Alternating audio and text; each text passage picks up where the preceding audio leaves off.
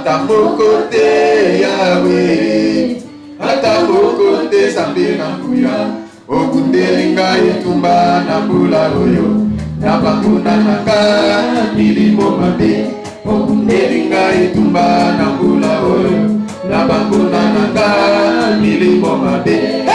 Nani na mokili oyo Zambe na ngai, ayebi kotongola motu lokola ye. Nani na mokili oyo Zambe na ngai, ayebi kolakisa motu lokola ye. Nani na mokili oyo Zambe na ngai, ayebi kobatela motu lokola ye. Ata moko te Yahweh, ata moko te Zambe na nguya, ata moko te Yahweh, ata moko te Zambe na nguya, okundelinga etumba na mbula oyo, na banguna nanga milimo mabe, okundelinga etumba na mbula oyo, na banguna nanga milimo mabe. Zambe walikwe nasangila tatu yeboa, chilobo tati dikutu Zambe wali, chimakina tatu yeboa, Zambe walikwe nasangila tatu yeboa, chilobo tati dikutu Zambe wali, chimakina tatu yeboa. Atana bapasi yona yeseko, na kotela kayo Zambe na bongo inaka.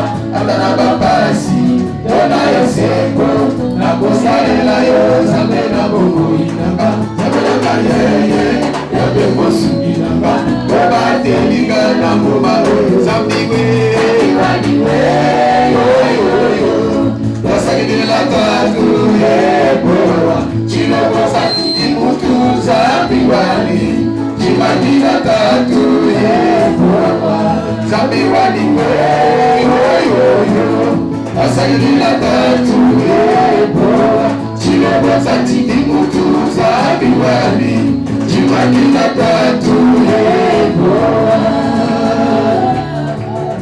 Zambe ozali Zambe, ozali 3 fois saint, oza capable à sauver, capable à bénir, capable à délivrer, capable à sala nyonso de loin comme de près. C'est pourquoi to sangani awa bona yo enkolo yo respecta ka rendez-vous na bondeli yo pe na invoquer au Seigneur au se manifester awa na sengi présence ya ba saint ange na yo, na sengi présence ya Saint-Esprit, na sengi présence na yo en personne au se manifester au lobela biso pour faire sa solution na makambo na biso nyos na kombo na Yesu tolobi amen. Loba lisusu amen. Olobi susu amen. Alléluia. Esengo ezali. Pesa moninga nombote na kombo na Yesu. Loba na pesa mbote na kombo na Yesu. Tuna kombo na ye. Soko bi kombo te, tuna ta santé. Loba ndenge na simbia oza na solution. Ndenge na simbia solution mona ni pona yo. Allez yamba yango na kombo na Yesu. Ah, ils ont placé Seigneur. Loba amen. Le Seigneur na ngai za ya kokoka. Iza kotonda. Soki na pesio yango okopike crise. Ola moka na hôpital ete oyola mokela. Alléluia. Soki botiango na stade de 20 mai. Stade ko panza na mike mike. Loko lesi nuna. Vous regrettez fermé. Alléluia. Na lobi otuti libaku malam. Ndemo tie makolo awa. Nzambo visiter sikoi. Est-ce que c'est sengoté? Est-ce que c'est sengoté? Ndeko nanga na bapasi na yo olukaka na limobikisi na yo. Tiaeli kana kombo na Yesu. Sere nanga, frère nanga, na problème na yo olukaka na limobikisi na yo. Tiaeli kana kombo na Yesu. Yesu yejela, Yesu yejela, jela na boyi biso bansoto kumisa ye. Akotika biso atamokete, atapasi eyeli biso. Yesu yejela, Yesu yejela, jela na bomoi biso banso tokumisa ye. Akotika biso atamokete, atamokete, atapasi eyeli biso. Kolela ya banana nzambe, kolo ayebi yango. Bosenga ya banana nzambe, kolo ayebi yango. Akozongise yano na mokolo na suka, zwana yo lokumu. Akozongise yano pe awa nanse, zwana yo lokumu. Yesu yejela, Yesu yejela, jela na bomoi biso banso tokumisa ye. Akotika biso atamokete, atamokete, atapasi eyeli biso. Tango yo, tango yo, tango yo, Papa Jésus alobaki. Tango yo, yakosalela Nzambe. Tango yo, ya liberite. Tango yo, tango yo, tango yo, tango yo, Emmanuel alobaki. Tango yo, yakosalela Nzambe. Tango yo, ya liberite. Oh, bulo yo, bulo yo, bulo yo, Emmanuel alobaki nanga. Bulo yo, yakosalela Nzambe. Bulo yo, ya liberite. Bulo yo, bulo yo, bulo yo, Emmanuel alobaki. Bulo yo, yakosalela Nzambe. Bulo yo, ya liberite. Oh, tango yo, tango yo, tango yo, Papa Jésus alobaki nanga. Tango yo, yakosalela Nzambe. Tango yo, ya mapamboli. Tango yo, tango yo, tango yo, Papa Jésus alobaki. Tango yo, yakosalela Nzambe. Tango yo, ya mapamboli. Oh, bulo yo, bulo yo, bulo yo, Emmanuel alobaki. Bulo yo, yakosalela Nzambe. Bulo yo, ya liberite. Bulo yo, bulo yo, bulo yo, bulo yo, yakosalela alobaki. Bulo yo, yakosalela Nzambe. Bulo yo, ya liberite. Loba amen. Oh Yesu, aza vivant. Loba amen. Il est vivant. Jésus est réellement vivant. Et comme je parle, je ne suis pas un faux témoin. Si je dis que Christ est vivant, il est réellement vivant. Il met à Paris, il m'a fait grâce et il met à Paris. Pas une seule fois, mais plusieurs fois. Je vous relaterai après. Pas maintenant, maintenant nous sommes dans un autre enseignement. Quand je vais parler sur la personne de Jésus, je vais tout dire. Et sur mon témoignage aussi. Maintenant, nous allons voir sur la prière. C'est le plus grand thème que nous partageons. C'est pas comme sur comment prier. La prière, c'est une force. La prière, c'est une arme offensive et défensive. Cesser de prier, c'est s'exposer au danger permanent. Ça peut même entraîner une mort physique et même spirituelle. Cesser de prier, c'est un péché. Prier, c'est la volonté de Dieu. Mais aujourd'hui, nous allons prier et Dieu va se manifester. Loba amen. Amen. Amen. Alléluia. Amen. Aujourd'hui, J'ai été encore emporté par les anges. Nous sommes allés pour adorer le Seigneur. Je vais chanter. Alléluia. Amen. C'est un bon cantique alors. Chaque cantique, on a chanté plusieurs cantiques. Et des cantiques inspirés. Par la grâce de Dieu, j'aurai quand même le temps de chanter ne fût-ce qu'une. Amen.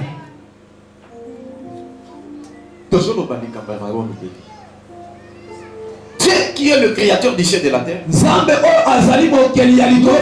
nous incite à prier. Il insiste alors. Parce qu'il connaît l'importance de la prière. Dans le livre de Jacques au chapitre 5 verset 13. La Bible dit ceci. Quelqu'un parmi vous est-il dans la souffrance? Qu'il prie. Parce que lui-même sait qu'en priant, les portes peuvent s'ouvrir. L'impossible peut devenir possible. Des choses qui étaient bloquées peuvent s'ouvrir d'elles-mêmes. Dieu peut déclencher son ange pour intervenir. Les gens qui ont fait des exploits avec Jésus, c'est les hommes et les femmes de prière. Dieu aime la prière. Dis encore amen. Amen. Ceux qui m'ont aligné prière, il va bien que si. Bon aïe, vine et avancer. Alléluia. Amen. Et c'est ça ce que le diable fait. Le diable ne veut pas que tu pries. Il veut que toi tu sois dans la distraction et ainsi de suite. Alors,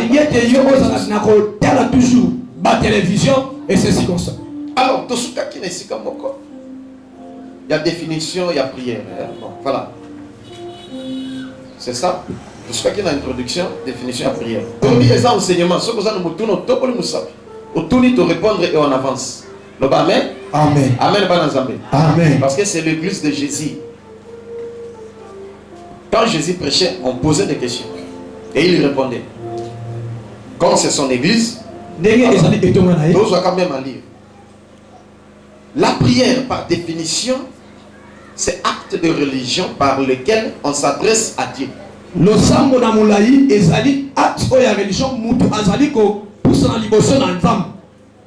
Pour l'implorer ou pour l'adorer.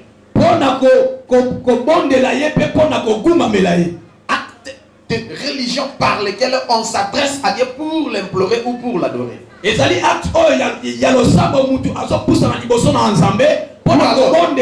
alors, demande faite à titre de grâce. C'est ça la prière. Mais Dieu qui est le créateur du ciel et de la terre, il nous incite à prier.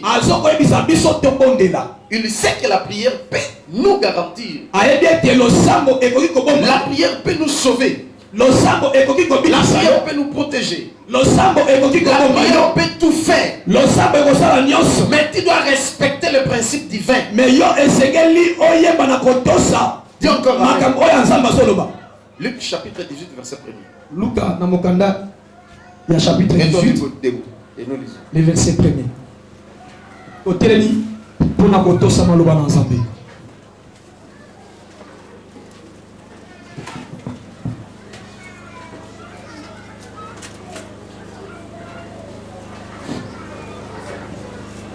Luc chapitre 18, le verset 1.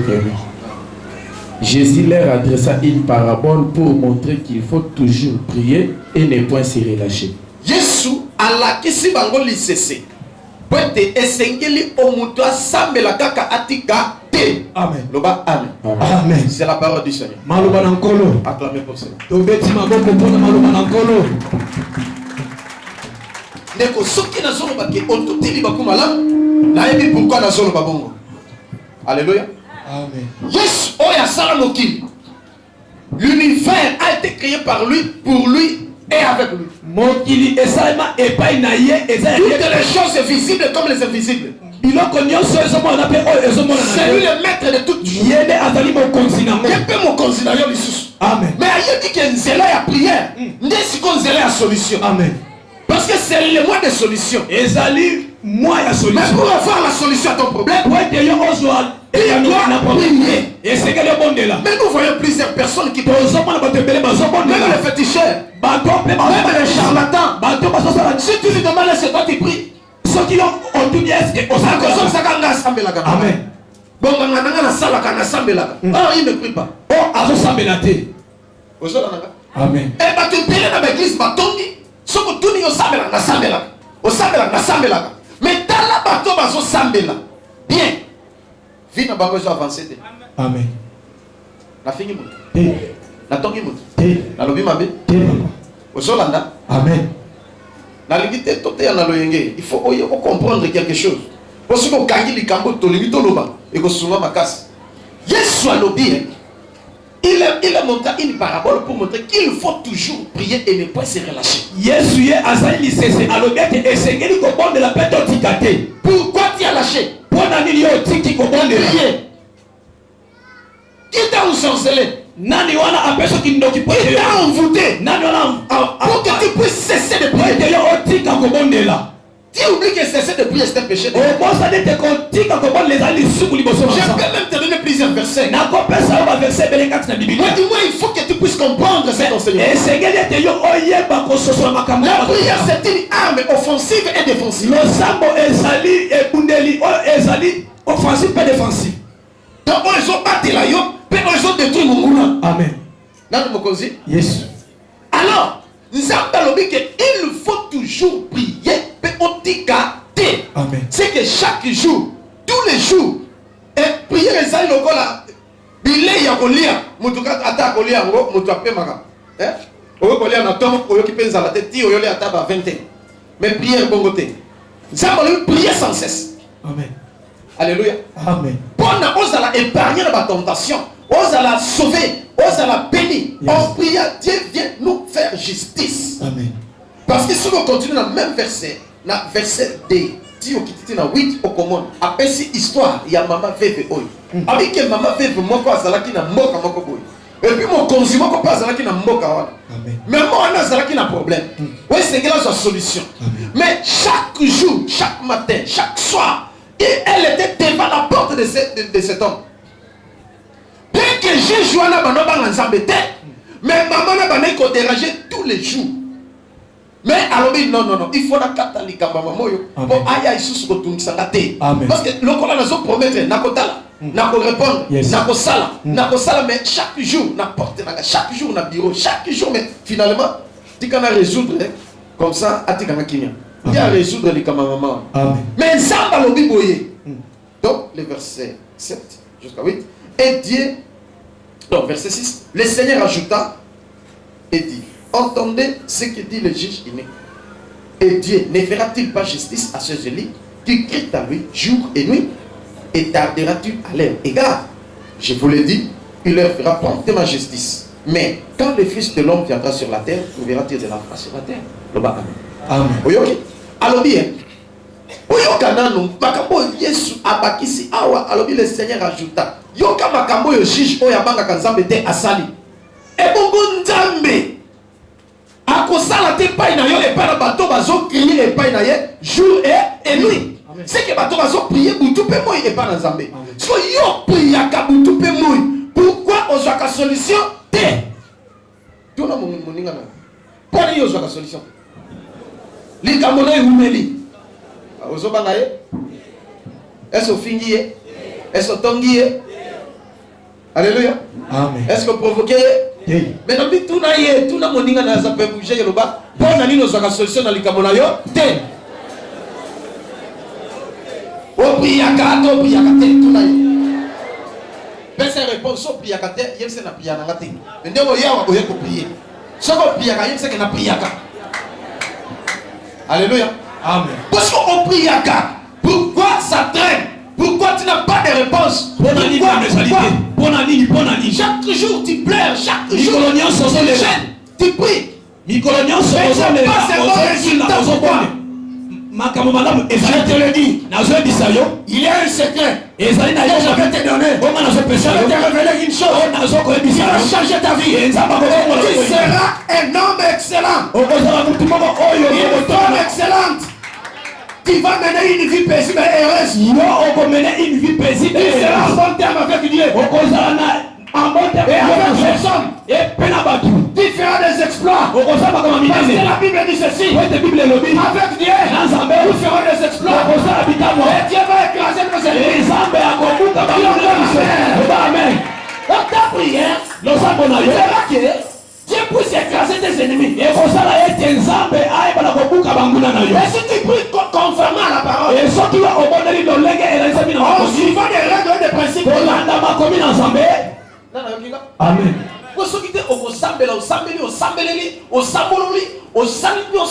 Pas de réponse.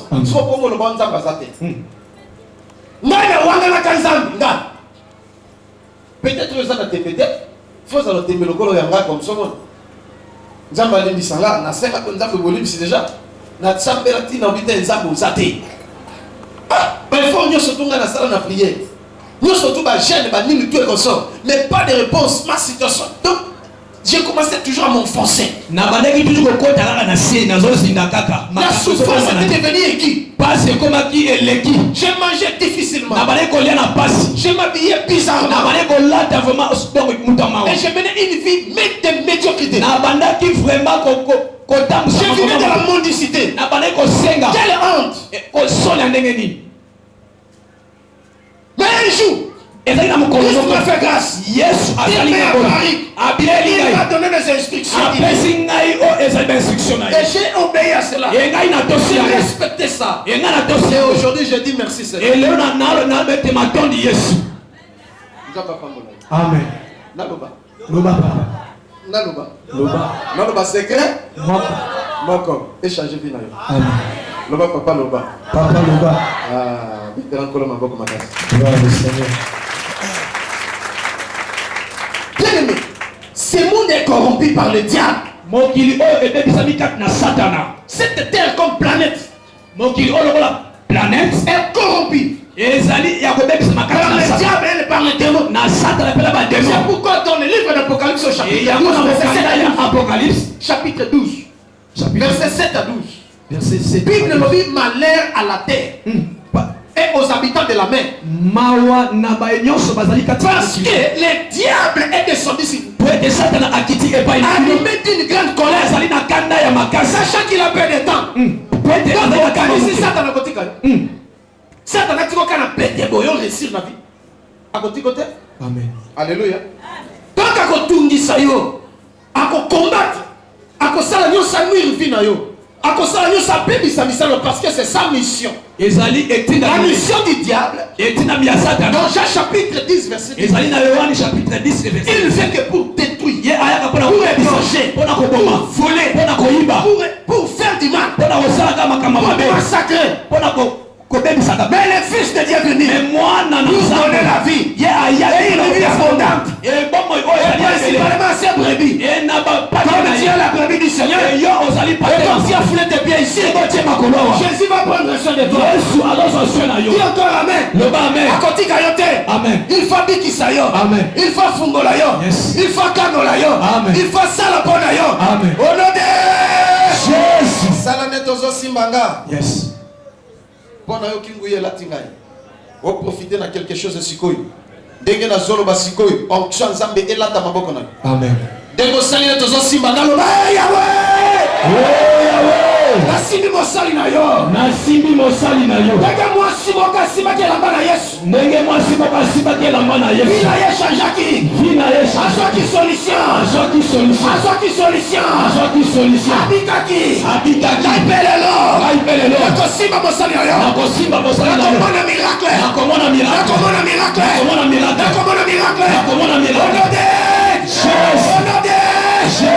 de Jésus. Allez à ta maître. Yes. Lelo tokotia moto maboko te. Lelo boko simba biso basali na nzambe. Oyeka ko simbi ata elabe yindi problème ezate. Ata maboko les ambindo simba kaka problème ezate. Mais boko yebake onction nzambe ezalaka na nzota mosali nzambe nyonso. Ezana batu azo repasser la bananga. Azo ngami finiki et mori de salini. Et ngoi. Ezana bato na salili papier mouchoir nazwi yango na bwaki azwi asala yango abiki. Amen. Est-ce que zanga Te. nabi ezanga te? Amen. Ezane Yesu oyo awendre nga. Amen. Yango na lobi nyonso eza na mosala nzambe eza nini? Sacré. Oyo asa malade oyo ozwaka papier nga na sali. Amona miracle la taye. Amen. Loba ameba na Nzambe. Amen. Baba tiamo pakola. Pamwisa. Miracle s'opérer sikoyo. Pamwisa. Otwa Nzambe simba yo. Kaka sikoyo ndeko sana. Ale yamba yango sikoyo. Yes. Simba yo sikoyo. Yamba yango sikoyo. Sikoyo kota yo. Telema mona makambo. Telema. Pakola yango. Obje simba yo. Ramba ya tola baba. Allez, reçois. Je te touche pas. L'onction m'intéresse encore yambaya. Oh no sakomberi ya baba. Oh Yesu merci. Nani mokonzi? Yes. Est-ce qu'on peut attendre pour Jésus? Ça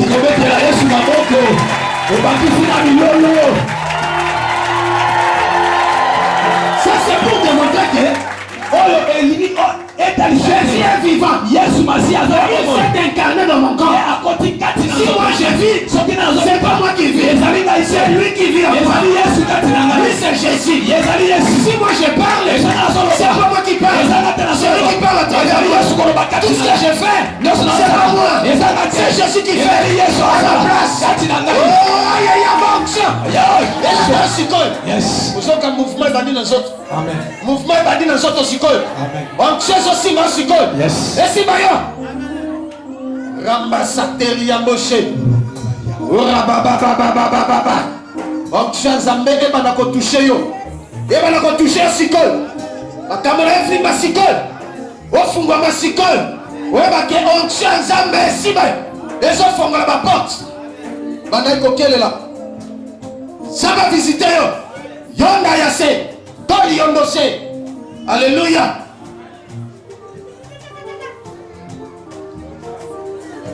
Nani mokonzi? Yesu. Nzambe alingi yo o prier ndenge sengeli. Amen. Il faut na loba ba secret wana. Il y a toujours des secrets, des principes. Ezali na mabomba mi chose. Oyo mutu sengeli ya sala. Matthieu chapitre 26 verset 41. Matayi.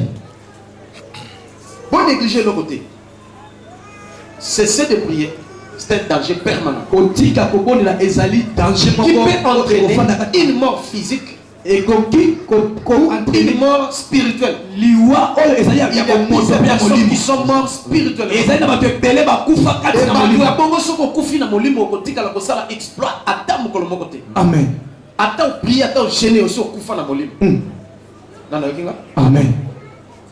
Et so kufi na zoto seke sivi bakie bakundi. Amen. Yango sikoyo Nzambe lobi, la prière est le seul moyen qui nous aide à sauver nos âmes. Kobondela ezali moyen moko o esala en sorte que biso à sauver aussi les âmes des autres. Molema na biso ebikisama pe molema ya ba misusu ebikisama. Donc ceux qui ont prié pour sauver molimo na yo. Amen. Pe o komi se sauver yo moko. Amen. O sauver famille na yo, o sauver quartier na yo, o sauver tout le coup ya bato tele comme de près. Amen.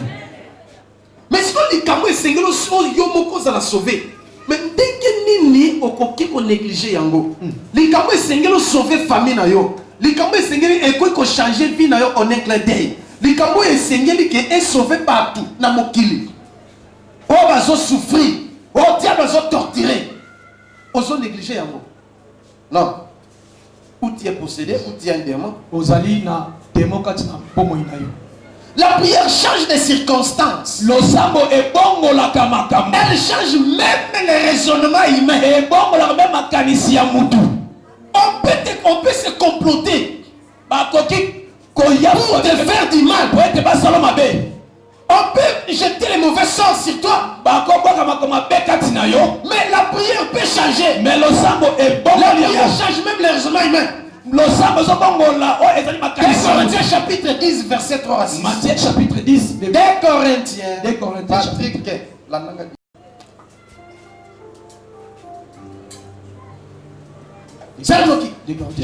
Chapitre 10 verset 3 à 6. Verset 3 à 6. Verset 3 à 6. Okay. si nous marchons dans la chair,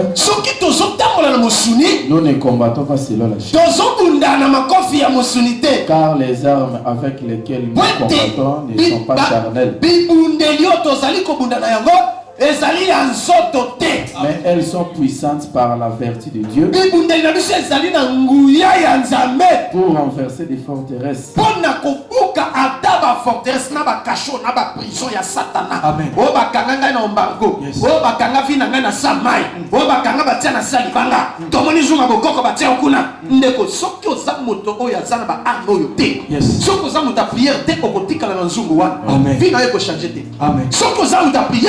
Et qu'on tombe en zoom, zoom qu'on panzana. Dès que Josué a écrasé un zoom, ya bokoko. Yes. Dès que Josué a longwa na bombo Satan. Amen. Dès que Josué a longwa na kati ya chef de groupement. Amen. Dès que Josué a longwa na ba lien, ya famille. Amen.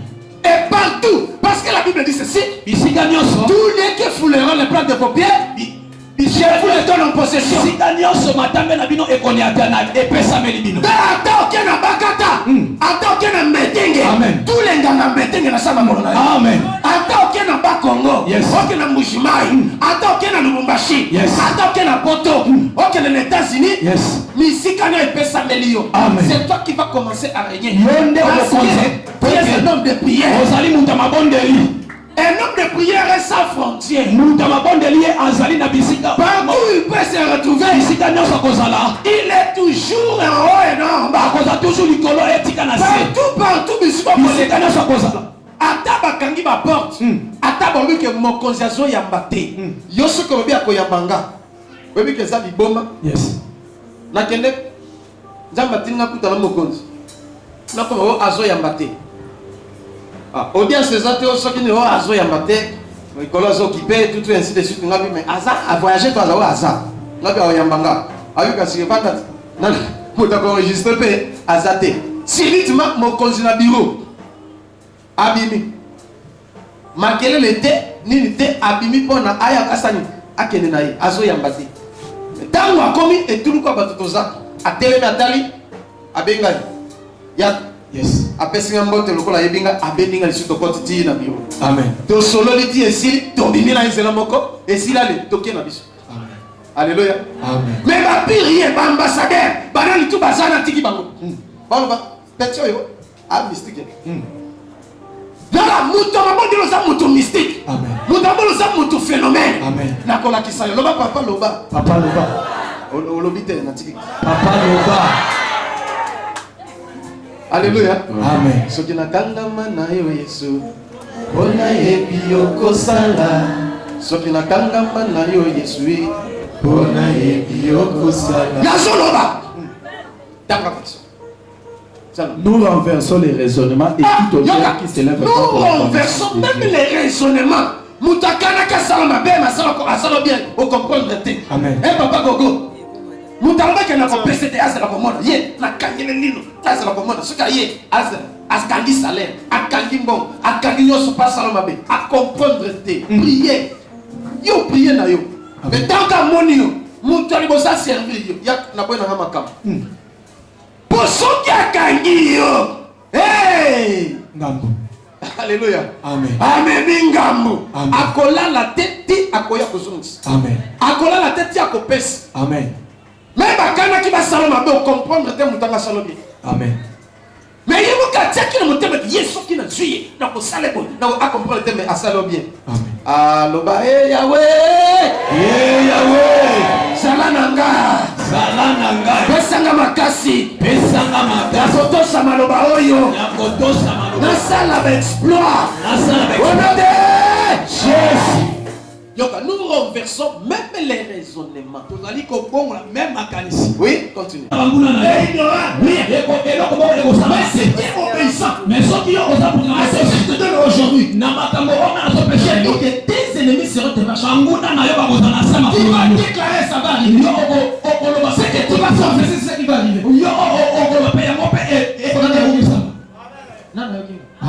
Donc, ceux qui ont aussi ma camboy, Bible dit.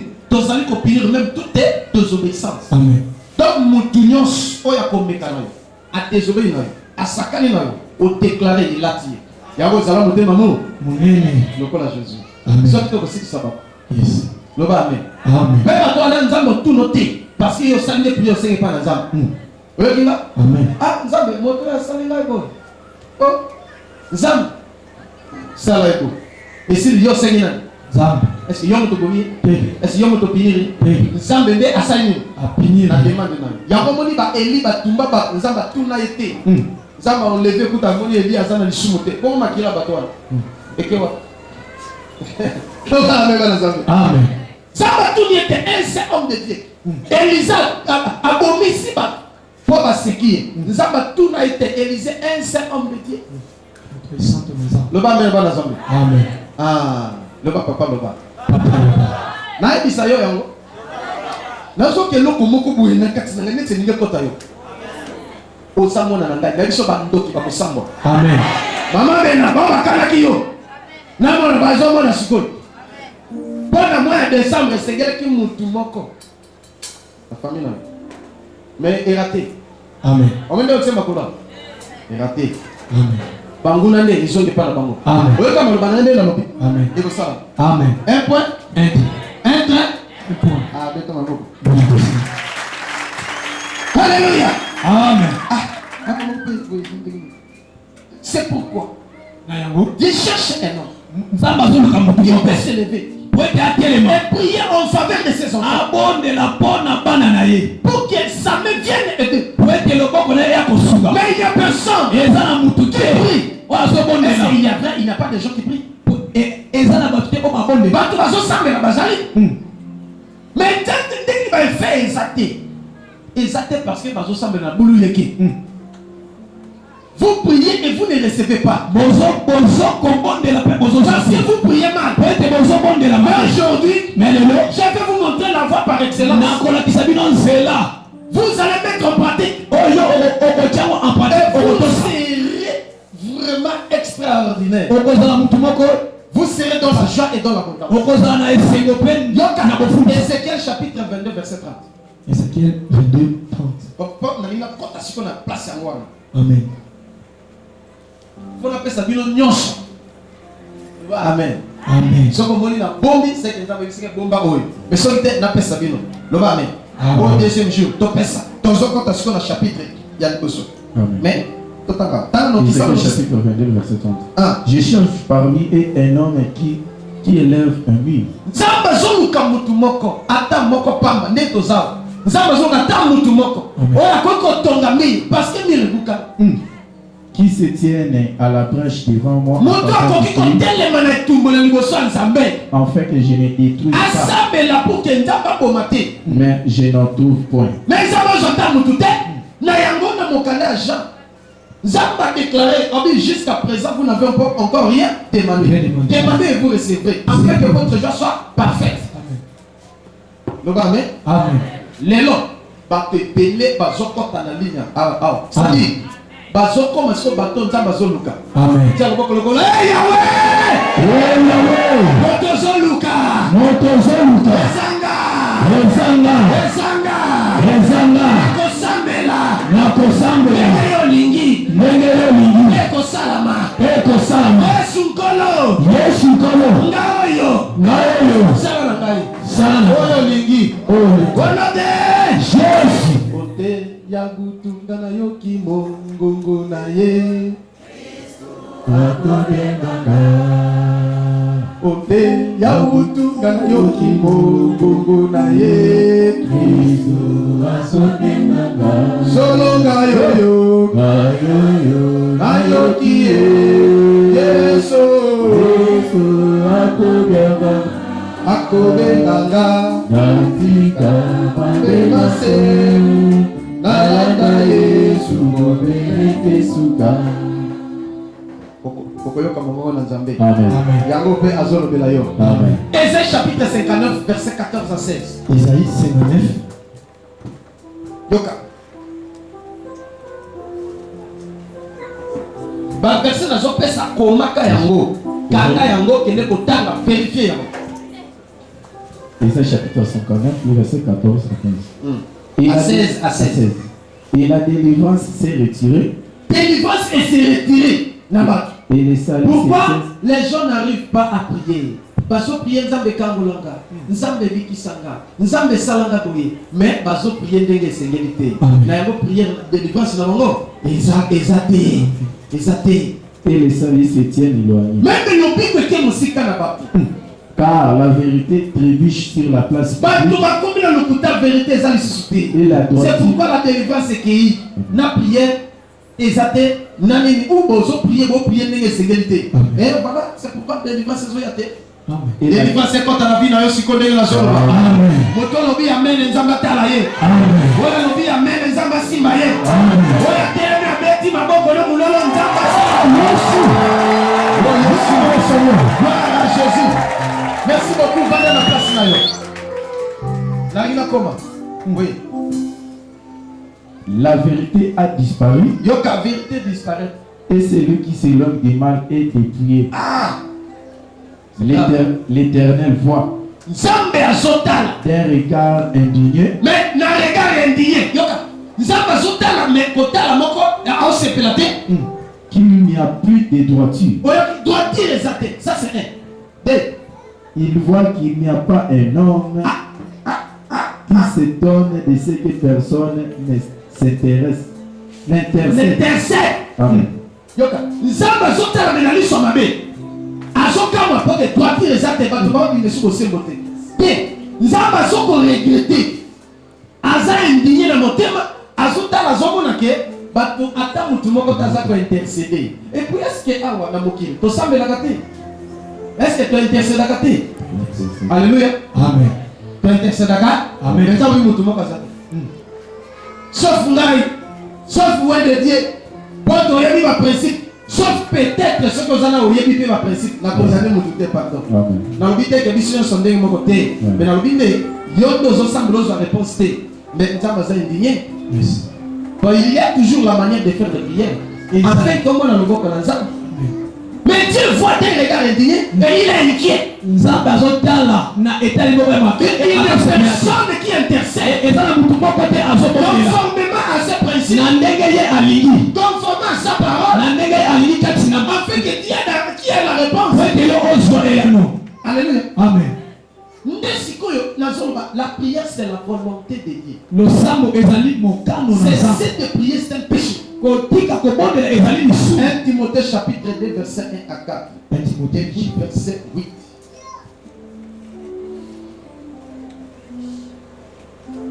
Timothée chapitre 2 verset 1 à 4. Oui. J'exhorte donc avant toute chose à faire des prières. Avant toute chose à faire quoi? Des prières, des supplications, des supplications, des requêtes, des actions de grâce, pour tous les hommes. Que en toute chose à faire des prières, des requêtes, des supplications, des actions de grâce. Mais les gens sont irreconnaissants. On veut reconnaissance. Prier mais action de grâce passe à la rater. Amen. Quand vous avez l'action de grâce, non, la prière, mais oh, prier ma belle. Il y a un moment où on a fait samedi, ça m'a camoué son ami, comme on a point. Il y a un moment où on a Amen, papa. Amen. Amen. Il faut prier pour ton pays, il faut prier pour ton président, pour ton roi. Et c'est que Dieu pour la président, pour les rois et pour tous ceux qui sont élevés en dignité. Priez pour tous ceux qui sont élevés en dignité. Mais dans la bouche des chrétiens, il y a des insultes et des injures. Et dans la même bouche, il y a des prier. Qu'est-ce que tu vas prier? Qui vient d'insulter le président, qui vient d'insulter le roi, qui vient d'insulter les députés, les sénateurs, ceux qui sont élevés en dignité.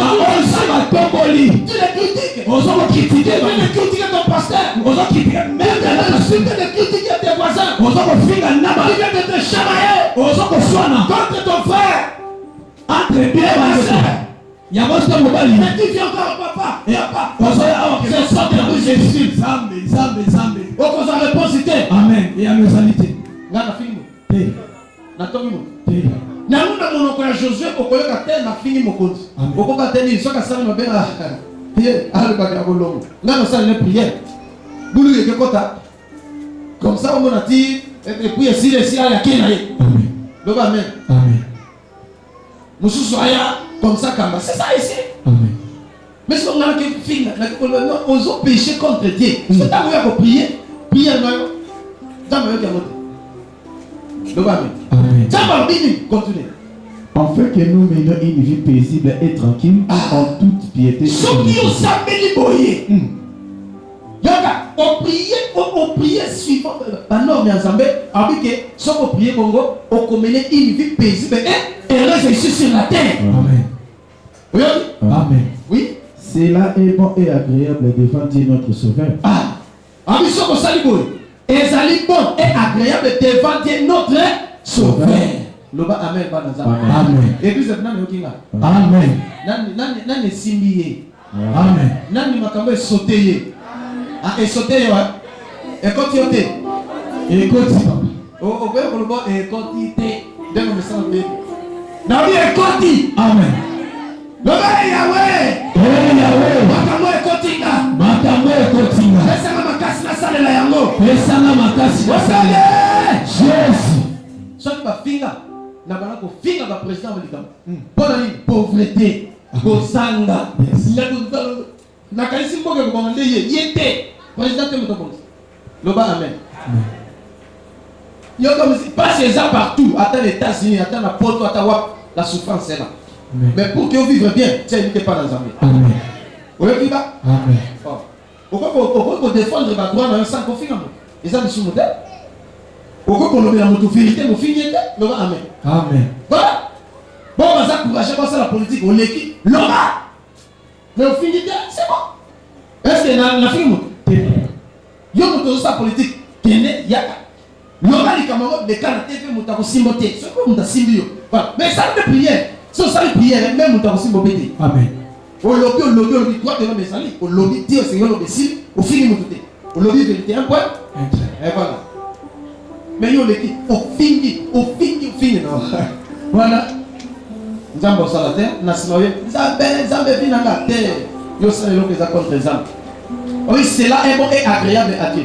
Dans la verset 8, ça le qui? Verset 8. Je veux donc que les hommes prient en tout lieu. On éleva des mains pires sans corps. Na conscience na yo makanisa mabe ezala te bandeko batu bazo sambela batu bazo gêner batu bazo prier mais na bitu na bango na makanisi na bango mabe to meke makanisi mabe meke rancune meke donc inimitié koti ndenge azo sambela ye azo so mon lilo nanga awuyeba ye azo so kita bonjour nanga yeba ye soki asali ye soki azata ata papier mouchoir nanga ye soki omolika ye c'est pourquoi dans le livre de Genèse j'ai dit ceci j'aimerais pas d'avoir créé l'homme parce que les pensées du cœur de l'homme sont tournées toujours vers les mal il faut makanisi ezala toujours vers les biens amen. Parce que Dieu est esprit. Il n'est pas charnel. Mais il habite où? Mais avant d'avoir pensé, il a quelque chose de mauvais. Il ne va pas agir. Amen. Amen. Yo savez fort.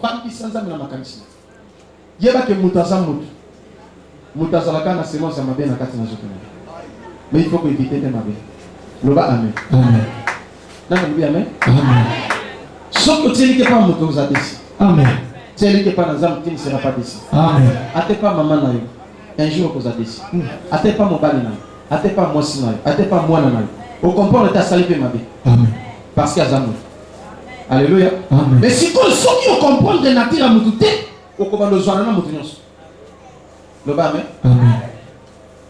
Et au temps de la conscience, on a pensé comme il s'est chargé et comme il a toujours il y a ma bête ici. Il y a un ensemble pour se séparer. Qui va prier, qui va gêner. Au coupon de la coquille, même 1000 jours. Tu n'auras pas la réponse. Même 1000 jours au reçoit et à noter. Il y a que conscience de la paix. Maman quand elle a la paix. Ndeya yokiyo. Amen. C'est dans le but du camoté. Na suyo te. Oya zana mata ko yoka. Ayoka. Oya zana makasa musala. Asa. Beta na ko mako. Sikonde maté yebani. Dans chaque discipline, il y a toujours des règles à respecter. Si tu n'obéis pas ou tu ne respectes pas les règles, tu seras disqualifié. 2 Timothée chapitre 2, verset 4 à 7. 2 chapitre 2, verset 4 à 7. Verset 4 à 7. Et puis 1 Corinthiens chapitre 9, verset 24 à 26. 1 Corinthiens 9, 24 à 26. Vous y êtes? Amen. 2 Timothée chapitre 2, le verset 1 à 4. Ah. Toi donc, mon enfant, fortifie-toi dans la grâce qui est en Jésus. Sois ma kasi, moi nanga na bisayo. Sois ma kasi, sois ma kasi. Mon fils, ma fille, fortifie-toi. Sois ma kasi, sois konzo. Nangolu zamba pesio. Amen. Sois konzo, zamba pesio grâce au tama kola. Tu es ma fille et tu vas réussir. Vous allez mon nanga au reçoit. Et c'est que sois ma kasi. Landa. Et ce que tu as entendu de moi en présence de beaucoup de témoins. Amen. Paul a zolo bana Timothée. Makambo nyoso yoke pananga. Oyo yoka pananga en présence de beaucoup de témoins. Lelo yo zolandanga. Parce que ça mona nanga. Makambo na zolo olandi yango en présence de beaucoup de témoins. Amen. Tu feras des exploits. Amen. Si tu respectes ça, tu feras des exploits, Angèle. Amen. Ce que tu si amour au sala bikamu ici. Amen. Christian, tu feras des exploits tout en respectant ces principes. Amen. Ah oui, moi, nanga, sala makambo na zo bisayo, on a bisaka yo. Makambo na Paul a bisaki Timothée. Mais pe na zo bisayo, sala makambo yo. Amen. Okoza moto na sengo. Amen. Loba amen. Amen. Oui, continue. Confie-les à des hommes fidèles qui soient capables de l'enseigner aussi à d'autres. Yoka, alors bien, makambo oyo. Confier yango et pas na bato baza fidèle. On va causer la capacité de saler yango et puis va saler bala qui s'appelle banina na bango le ba amen. Donc on nzamba pesinga yango ndenga na zo pesa bino église parce que vous avez confiance. Amen. Ya nzambe le ba amen. Amen. Le ba confiance. Confiance. Le ba sur confiance. Confiance. Le ba papa pesanga yango. Ah, tu kana pesa posa moi na confiance. Amen. Pour oko trahir ngate. Oko trahir Yesu te. Oko salo oh Yesu akoloba. Oui. Souffre avec moi comme un bon soldat de Jésus-Christ. Souffrir nanga lokolo zali soldat ya Yesu Christ. Il n'est pas des soldats qui s'embrassent des affaires de la vie. Ezana soldat moko te asala kamakamba vina ye. S'il veut plaire à celui qui l'a Soki enrôlé. alingi asepelisa moto atina kala musala so.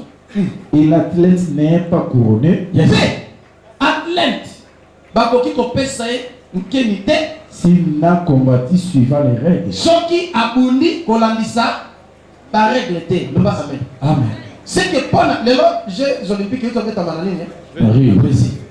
hein. Amen.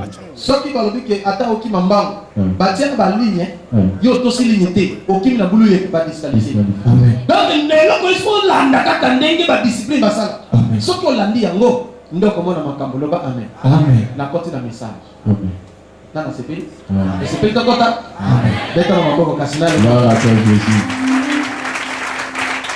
Le premier chapitre. Chapitre liboso. C'est la distraction. Oh, pardon, c'est la concentration. Amen. Ezali komi kotisa. Écrit la concentration. Comment? Concentration. C'est la base de toutes choses. Ezali nyonso makambo nyonso. La concentration. Komi kotisa. Oh, 19h30. Alléluia. Amen. Ndeko nazolo banayo. La concentration, c'est réunir dans un même lieu. Concentration, c'est-à-dire kosangisa na kati na esika moko. Ou alors application de l'effort intellectuel sur un seul objet. Ezali kosala kati na makanisi. La concentration, c'est réunir dans un seul lieu. Ou alors l'application de l'effort intellectuel sur un seul objet. C'est-à-dire dans la prière, tu dois focaliser tes pensées. Tu dois focaliser tes pensées dans un même lieu.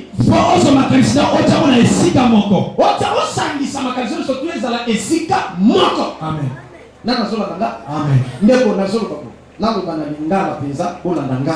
La concentration est à l'île.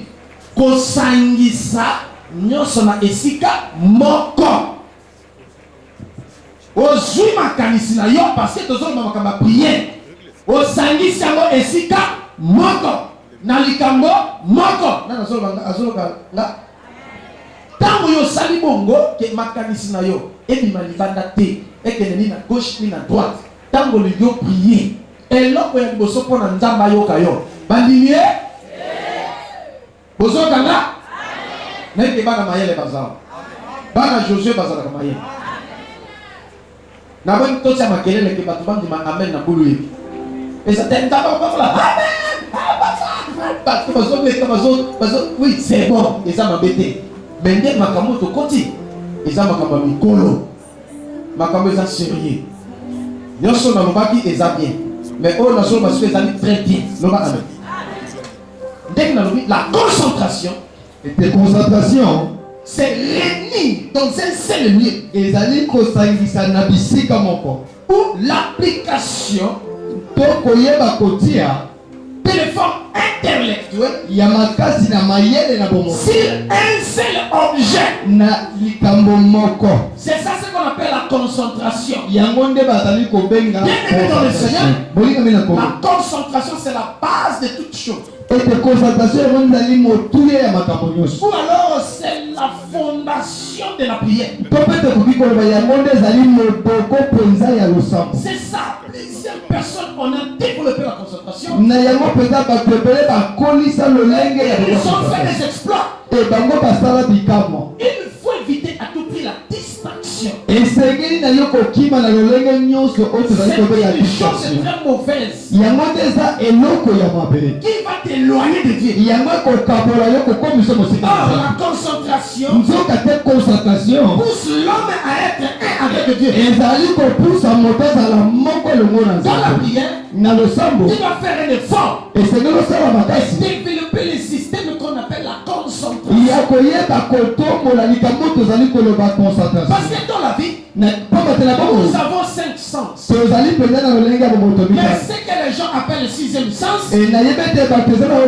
c'est la concentration. yango nde ezali Parce que la concentration. concentration est au-dessus de tous les 5 sens. Mpaka te concentration yango ezali likolo ya Je lolenge ya vous dis bomoto. franchement, faites un effort nazoyebisa bino na bosembo bosala de makasi mettre en pratique ce que je vous dis. ya kotiela misala makasi na bosembo. Et vous verrez. Epe bino bokomona Ndeko soki kaka ozwi makasi sikoyo parce que toli tokota sikoyo na concentration. Po tosika kota tobana. Concentration. Au moins soki ozosala prière. Loba amen. Ata ovandi. Na banda. Nabi ata ovandi olingo banda prière. Ndenga na vandi boye. Na libanda bozolanda. Bazolanda te. Na telemikasi. Ah, bozolanda. Nalobi ata ovandi ezala na se ata olali na mbeto bomi tandi parce que tokopesa bino baposition de prière ata ozala kofukama po bato mosusu na baeglise par manque de connaissance ils ont refusé même bato mosusu na kasi na esonga na kozanga koyeba baboya lolenge mosusu ya kosambela. Et vous savez ce qu'ils disent? Boyebi nini bango balobaka Non, devant Dieu on ne peut pas se mettre. balobaka ete liboso na nzambe okoki Si kofanda tu te ne peux pas te mettre. soki ozali kobondela Parce que Dieu okoki est devant kofanda le te grand roi. pamba te nzambe nde ezali mokonzi ya Bato batanga mapata. Bible te. Eza na bato basala prière ya kovanda.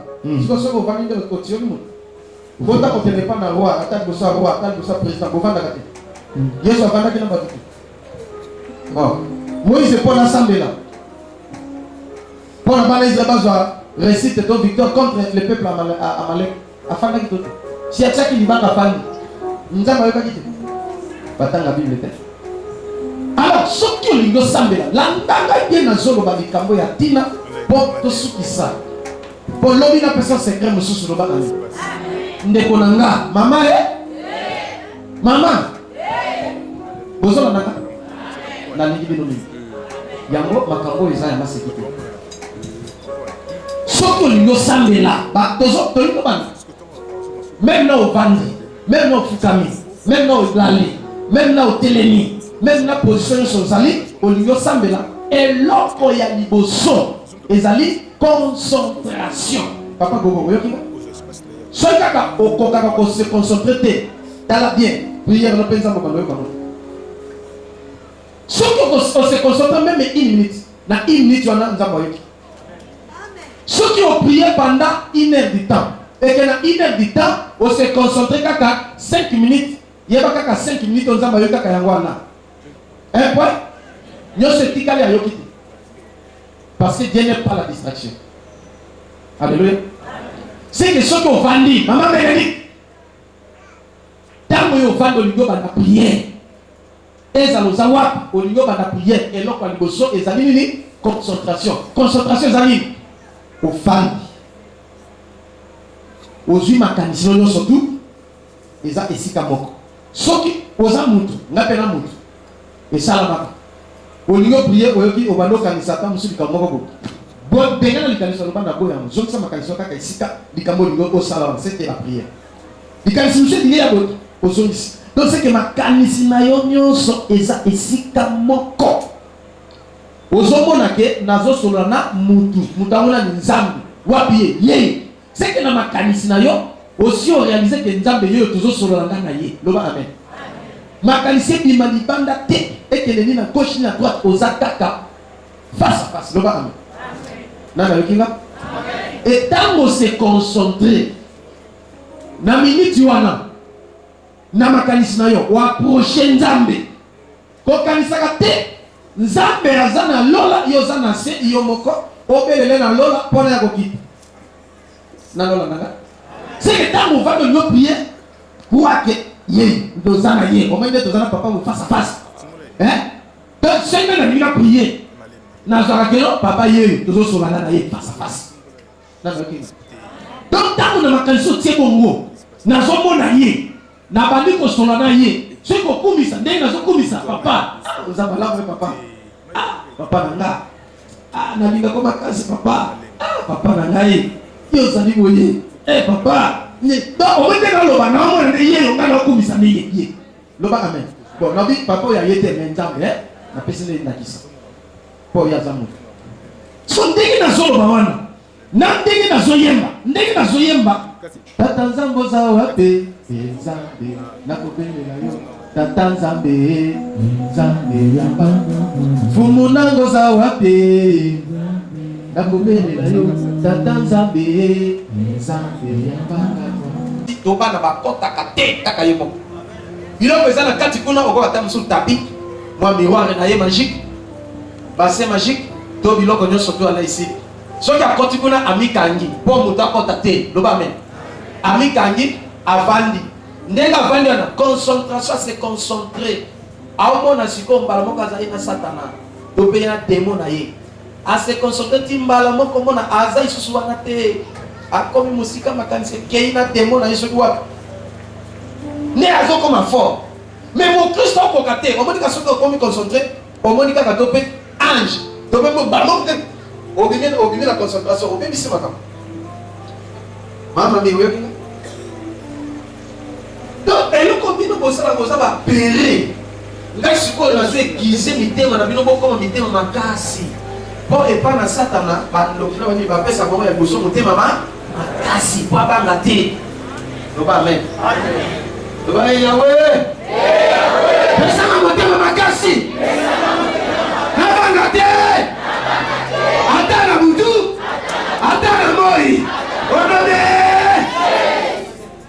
nana yokinga place oyo nakingi na insister parce que ezali place moko très capitale yango na lobi que la concentration c'est la base de toute chose c'est la fondation de la prière yango nde ezali moboko ya losambo. Il ne faut pas négliger cette étape. Na oui, non, répétez-le. Caméraman va finir dans ce Amen. Hein? Amen, papa. C'est la bande de personnes dans le binding ou dans le binding. Alléluia, voilà ça. Comment ça me yaka bongo là, pas on est comme ça. Sous l'inspiration divine. Et il y a qu'un Je m'explique. Il ne faut pas négliger cette étape. et c'est quelle était on négligeait ta parole. C'est-à-dire étape de la concentration. Et l'église devait être étape de la concentration. C'est la base de tout. Il y a monté des aliments. C'est la fondation de la prière. Il y a monté des aliments fondation, il y a le sang. Celui qui néglige l'étape de la concentration, Il y a des aliments qu'on négligeait l'étape de la néglige concentration. toute sa prière. Il y a à négliger le sang pour la Mais yéno. celui qui prend au sérieux, Car si vous allez qu'on soit et ça on bon, pratique cette étape, vous allez qu'on tienne un message il fera des exploits. il y a qu'on s'en va Son visage va rayonner. et l'ongina il y a qu'on néglige ça. Les diables, Fatana, les démons, Bademo, les occultistes Baokitiste, ne pourront jamais s'approcher de lui. Bakoko pousse à la Il fenêtre. deviendra un danger des morts pour Il y a eux. beaucoup de pesants moteurs Même pour les sorciers. Attends pour le bandoki. Les démons ne pourront jamais résister devant cet homme. Bademo bakoki kontele maji Parce jamais qu'il va commencer à prier, même ton corps. Pourquoi? Vous savez pourquoi? Parce que vous aviez parlé avec Dieu face à face. Exode chapitre 44. Exode chapitre 44. ayebi kotombola mutu lokola yo e nani na mokili oyo nzambe na ngai ayebi kosalisa mutu lokola yo e. Chapitre 34, le verset 29 à 31. Moïse descendit de la montagne de Sinaï. Moïse yakiti na ngomba na Sinaï. Et a les tables du témoignage dans sa main. Et azalaki na table ya témoignage na maboko na mibale. En descendant de la montagne, Et na kokita na ngomba il ne savait pas que la peau de son visage erronée. yeyebaki te keno poso ya elongi na ye ezalaki kongeka. Qu'il avait parlé avec les Parce qu'il Papa te asololaki na Nzambe. Aaron et tous les enfants d'Israël regardèrent Moïse. Aaron mpe bana nyonso ya Israeli bazalaki kotala Et Moïse. voici la peau de son visage rayonnait. Mbetala elongi eposo elongi na ye ezalaki kongeka. Et il craignait de s'approcher de lui. Mpe bazalaki kobanga kopusa na pembeni. Je vous dis franchement, nayebisi bino celui qui va mettre en pratique cet enseignement, oyo kotela misala tout son corps va rayonner. okoyeba Parce que Moïse va parler avec Dieu. baba te moto alobaki na Sa Nzambe. face et tout le corps était rayonné. elongi netonga nyonso Les enfants d'Israël craignaient même de les regarder. bana na ye te bazalaki koba Et il fallait que Moïse prenne le voile pour couvrir le visage. esengelaki moïse azoela bantia mpona Yango na soloba yo ndenge ozawa soki otosi yango nalobi na yo na kombo na Yesu ndoki okoko te saka lokoko te parce que okobanda koprie yo moko okoyeba te parce que Moïse ne savait pas qu'il priait.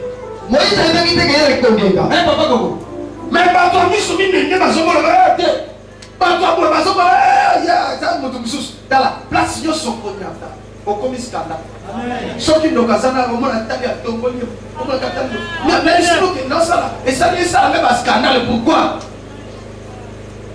okotina kotina magasin baindien bato bazosomba biloko bato baza ebele alleluya opesa mbongo bazosomba nga mpe nakoti nasomba parfum nakoti namoni mpe bapli batie naomema parfum na ngai yango na ye napesi mbongo bazali misato oyo azalaki atelemaki yana atalaki te ntango napesi nomi parfum daya kuta asimbaki te nazopesa parfum oyo aza na nsima natape non ye te tiama ntongo nze non mbongo yo te ye te ngako pourquoi oh te non parfum yango oyo mais non yo kosoka te to akende na mbongo na yo yo te mbala moko nzambe atalisi ngai nzungu na kati ya magasin ezopela moto donc bachance ya bato yo somi lelo kokei me mbongo no batravaille yango arécupéré bachance mais baoyanga ngai omoni nayebisi bango fils na omoni kisi na bino ebeli ozosala bachance ya bato eza bien te o te pardon yo te biso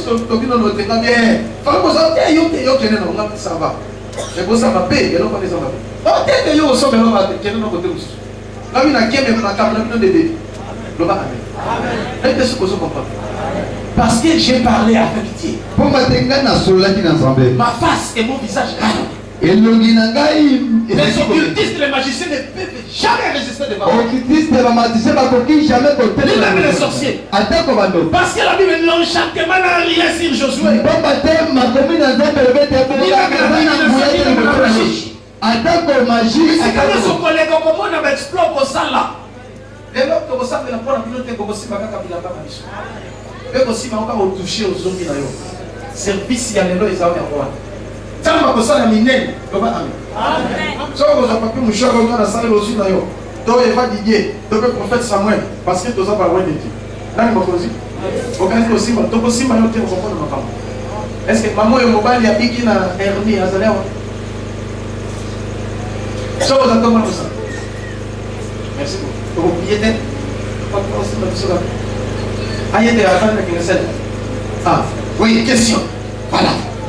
Les titres aux autres, il y a posé ma question, tu sais qu'il faut comprendre tout. Question à l'état où, de le ministère de l'autre, il faut imaginer la question d'ailleurs. Quel est le vrai face au fond de l'image? On a dans la Alléluia, va nous savoir. Faites un peu pour prendre le temps.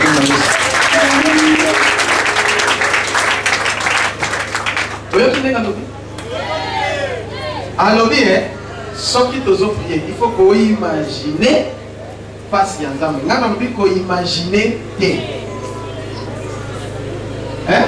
Donc il faut approcher présence il y a Nzambe. Mais Dieu n'a pas de sexe. Dieu n'a pas la taille, n'a pas de race. Nzambe, dans le mystère de Nzambe, qui est Jésus-Christ. N'est pas pour le moment mon frère. Jésus dans la Bible, a Bible mondiale. Mais il y deuxième fois, amener la pantalon ya jean, na polo ya pemme, na ketch, mutu mwini, na ilombi mususu. Maman, bozo na naka. Na yeba ki uteke zaye. Né à la fin, na yeba ki sanga zaye. Donc, pop a disparaître. Na yeba juste. Oh. Mais non, mais ça c'est quoi? Qu'est-ce que moi je vois? Nous avons beaucoup d'ingénieurs. Alléluia. Et comme il y a une dégaine, Philippiens chapitre 3 verset 21. Là, on fait sa réponse comme ça, frère, Satan là, et tout continue. Amen. Le bas, amen. Amen. Philippiens chapitre 3, le verset 21. Et qui transformera les corps de notre humiliation en les rendant semblables au corps de sa gloire par le pouvoir qu'il a de s'assujettir toutes choses.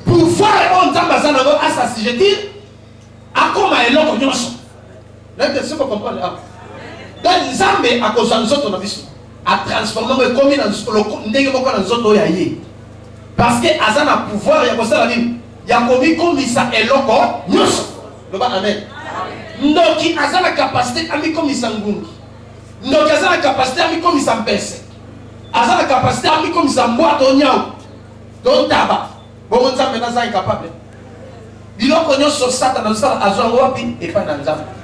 Nzamba comme ma pesa bimi loko la coca. Donc ba mi coca. Donc ba mi moi stop mi mobile. Toi bimi ndundu toi big nini donc ça va la capacité ami balola et loco nyos lo ba amen. Ah vous comprenez?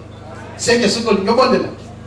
Yo salani approcher ka présence nzambe yé. Ndeka ka ekoya l'esprit. So ka mutu mundu yewa. So ka mundu yewa. Odo so goya na yewa na. Alléluia. On peut être à côté. Champion de la yo. Amen. Alors, la zone dit ce qu'on a dit que concentration, pardon, papa, maman, et ça base à ma camboniance. Et moi, il a fait ce sur le verset, mais les adhères, puisque nous avons déjà 19h40. Donc, ce qui s'est dit, bon, on a dit ça, ok. Les lorsque qui ont l'union, ça mène en anda, ça l'a tout. Aux familles qui n'y a, n'a pas qui n'a place qui est occultiste, base à la chambre na bango, chambre secrète. Oh, bah, tu vas contre la terre. Nous avons dit, yo, pe mo na nzambe, c'est que l'eau, ça l'appelle chambre na yo. Yango kombo ya biso chambre na biso la chambre haute. Le baka posa na mbongo te, vous attendez sur chambre salon, donner le problème exact, mais ce que l'union sambela. Au salaline. Au sala concentrer le bas amen. So comme na mbongo to inda ko na yo to, au sala nini. Do attends au foot de la monsieur dans la chambre belé. Soit dans chambre moko, chambre haute. Ma sécurité na chambre. Bana ba kota kuna te, eza place ma sécurité. n'importe qui peut apporter pour noter. Déjà place à ma sécurité. Place sur Nzamba Zomon Sankengo Naï. Ozo Kenoko Solo Nana Papa face à face de Batame. Et ce que quand il a chambre au lieu de prier. Donc concentration, c'est que ma tour, Miss, nous surtout bloqué dans le monde extérieur. Aux alliés, ma attention surtout, Nzambio Tozo Solanaï. Soyez Koyemba, Ozoyemba, vous a concentré. Soyez Kosambe, vous a concentré. Tant que ce qu'on passe dans Nzambé la concentration, à cause de la à cause de la notion, à cause yoga, à cause répondre, à cause lobelo, à cause fongolayo, et tant que zobi makuna, ozobi mamutumsus. Loba amen. N'a pas tant on a yaba bon, n'a joué. Yemo comme dans la kisinga, makamo n'a pas mon douté. Dans la kisinga ici, attends la nasa de la 5 minutes, concentration, paf paf ma côte, yé, allez, tu avances. Ti tant on aussi ça nabi amen amen na bibi nanga. Ici, alléluia. Ce qu'on y a dans ce yemba, Lola, Lola, Lola, Lola, Kunana Lola, Pasi ezalite, La Lola, Lola, Aïe Lola, Kunana Lola, Pasi ezalite, Lola, Lola, Lola, Lola, Kunana Lola, Mabali ezalite. Lola, Amen, Amen. Maintenant, on a ce yamba, n'a pas déjà l'homme. N'a pas déjà des gens qui ont tourné. N'a pas bandako ya l'homme. N'est zali. Donc, n'a pas yamba dans mon esprit dans les avantages. Et ça, qu'on a. Amen. Et l'homme n'est pas continué pour tout continuer. Tout personne va secret na yango. N'a pas mettre en pratique parce que l'homme y a qu'un amaï. L'homme y a qu'un amaï. Les gens ont simba biso. Tout le monde a service au simba. Mais l'homme y a qu'un amaï. Donc, il y a un secret mon corps. Pétant, nous te samela. Merci Seigneur. Loba Amen. Loba Amen. Acclamez, acclamez pour Jésus. Oui, azala mato ya koyoka. Oui, azala makasa kosala. Pesa moni mambo to loba ozayo nombe. Dieu sait lobi koya retardé. Poto ko bana enfant. Papa kolobaba mystère. Amen. Na fini mutu. Na tongi mutu. Na lobi mabe. Soki na lobi malamu. Betela ngaba boko kasi. Oh papa. Oh Yesu. Amen. Papa. Papa yo pensinga bango. Nalingi bango bajala. Esika ngai na kokende. Bamona kembo, kembo yo pesika, mokili mobimite. Papa, papa yo pesinga bango, nalingi bango bajala, esika ngai na kokende. Bamona kembo, kembo yo pesika, mokili mobimite. Bolingo, bolingo yo lingakanga, wangogo koto mitema. Mitema miabayambi yo bamona kembo kembo yo pesika mokili mobimite nalakisi bakokombo pe nakoko bakokoba kolakisa bango bamona kembo kembo yo pesika mokili mobimite papa Papa yo pesinga bango, nalingi bango bajala, esika ngai na kokende. Bamona kembo, kembo yo pesinga, mokili mobimite. Papa, bana no balingi basimba biso. Me bolingo yo linginga, yo bolingi bango ndengo wana. Seigneur, ndana la kisi bango nzela na yo. Nalingi basala d'exploit na yo. Mutu nyonso oya commettre en pratique les prières à concentration. Oyo kaye omimondisa oyanola nazana mingi akolobate mais Seigneur onction oyo sopi nanga oyo sopi na ba ouais ba saint serviteur na yo a mutu nyonso ataza bébé oyo ko toucher biso conformément à parole bato ba toucha yo parce que Bible dit les gens cherchaient même à te toucher et bon pendant toucher Jésus quelle que soit leur maladie quel que soit leur problème besoin qui solution et puis Bible dit dans Actes des apôtres Seigneur bato ba ki na ba mouchoir na ba pochette na bilamba ba toucher les autres ya Paul miracle salami atatika ki malade na nda malade azwi lobi ko Seigneur ndeko lobi tozo sala bon tokotia bato maboko te bakoyaka kotouche biso soki aza na fula place nyonso otouche biso ata na mutu ata na makolo ata wapi miracle s'opérer ata pochette ata n'importe quel objet miracle s'opérer Seigneur ondimisa bango ete otindi biso mpe oza na biso mpe église oyo eza ya yo na kombo na Yesu nde na déclaré na lobi amen loba lisusu amen mama titi nzambe apambola yo mama fololo nzambe apambola yo olode batindi nzengo e biso toye tokotelema awa ndeko yo koya kaka osimbi okena ndenge nyonso koyi kokotouche me koumela te te eya te bando osimaki oyo dindami te otouche. Voilà, c'est comme ça. Mangai kolo ya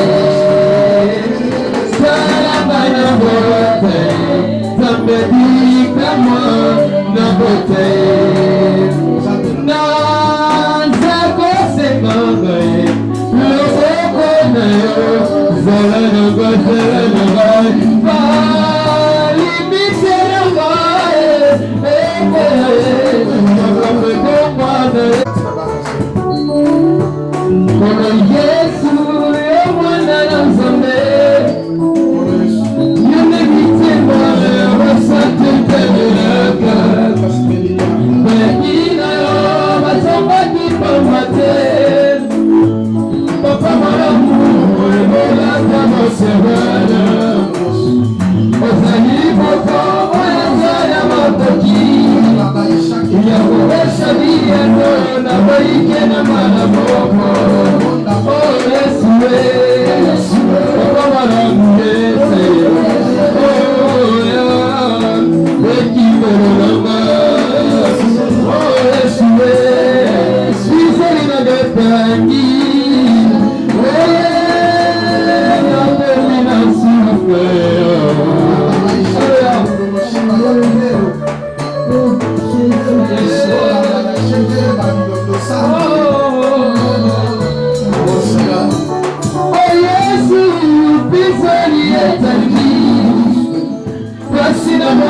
mana kama lisona mwana nani atana yebisi moto akomoko mate basi na motema misha moto koma nene nini na lei lekora wanela katuos nana likina oromora mapaso na lei pamosa na maya miso Yesu moyo zambe Nosema na goe Limike Yozali Kono Benike ya pasanti Yoso Moshema Yekona Seyo Yokoro Yakomo Inabe Naebi Yozali Kono Benike ya pasanti Yoso Motema Epona Seyo Yokoro Yakomo Inabe Esa Kantai Asa Motema Yesu Yesu Mwana Zambe Mwana Mosisa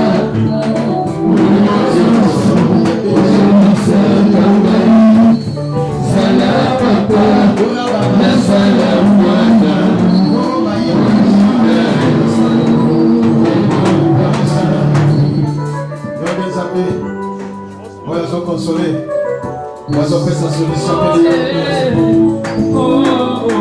Ça va quand tu n'as pas